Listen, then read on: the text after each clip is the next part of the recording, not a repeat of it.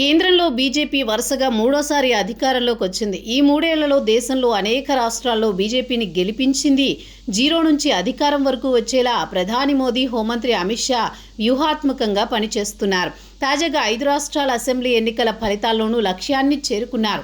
బెంగాల్ను target చేశారు. పార్టీని అధికారంలోకి తెచ్చారు. అస్సాంలో అధికారం నిలబెట్టుకున్నారు. కేరళలోనూ ఖాతా తెరిచారు. ఇక గడిచిన 12 ఏళ్లుగా గమనిస్తే కేంద్రంలో అధికారంలో ఉన్న బీజేపీతో గొడవలు పెట్టుకున్న పార్టీలన్నీ ఓడిపోతున్నాయి, అధికారం కోల్పోతున్నాయి, కేంద్రాన్ని బదనాం చేయడానికి ప్రయత్నించి ప్రజల మద్దతు కోల్పోతున్నాయి.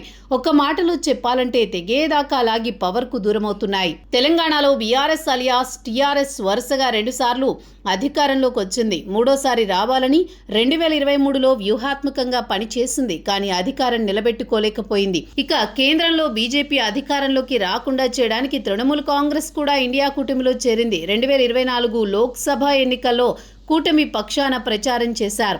కేంద్ర ఎన్నికల సంఘం అమలు చేసిన సర్ విషయంలో మమతా బెనర్జీ పెద్ద యుద్ధం చేశారు. సుప్రీంకోర్టు వరకు వెళ్లారు.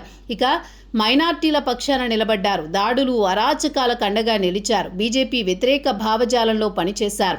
దీంతో తాజాగా జరిగిన అసెంబ్లీ ఎన్నికల్లో ఆ పార్టీకి కూడా ఓటర్లు బుద్ధి చెప్పారు. రాజకీయ నాయకులు గమనించాల్సిన కీలక అంశం ఏమంటే ఓటరు నేడు అత్యంత విజ్ఞావంతుడు. దైనందిన సమస్యల పరిష్కారం, అభివృద్ధి మరియు స్థిరమైన పాలనను కోరుకునే ఓటరు నిరంతరం కేంద్రంపై నెపన్నెట్టే నాయకత్వాన్ని తిరస్కరించడానికి ఏమాత్రం వెనుకాడడం లేదు.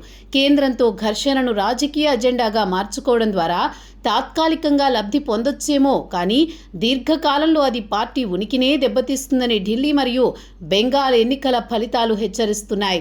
చివరగా ప్రాంతీయ పార్టీలు తమ రాష్ట్రాల అభివృద్ధిపై దృష్టి సారించి కేంద్రంతో సమన్వయంతో వ్యవహరించడమే ఇప్పుడున్న ఏకైక మార్గం. రాజకీయ నాయకులు ప్రజాక్షేత్రంలో గెలవాలంటే వ్యక్తిగత కక్షలు కంటే ప్రజా ప్రయోజనాలే ప్రధానమని గుర్తించాలి. లేని పక్షంలో ఈ ఫలితాల సరళి బట్టి చూస్తే వస్తున్న మార్పును గమనించని పార్టీలు వామపక్షాల మాదిరిగానే కనుమరుగయ్యే ప్రమాదం లేకపోలేదు. రాజకీయ ప్రస్థానంలో ఇది అపజయమో లేక నూతన పాఠమో పార్టీలు ఆత్మ పరిశీలన చేసుకోవాల్సిన తరుణం ఆసన్నమయ్యింది.